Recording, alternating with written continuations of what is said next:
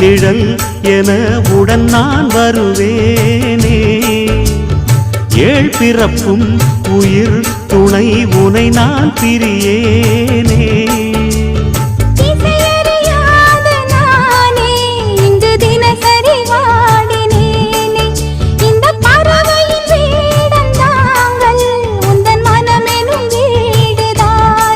நீண்ட காலம் நேர்ந்த சோகம் நீங்கி போக நானும் தீண்ட யோகம் விளங்கிடும். பூமிக்கொரு வாரம் என்று எண்ணி இருந்தேன், பூமுதிக்க யாரும் இன்றி கண்ணி இருந்தேன். சொந்தமின்றி பந்தமின்றி நானும் இருந்தேன்.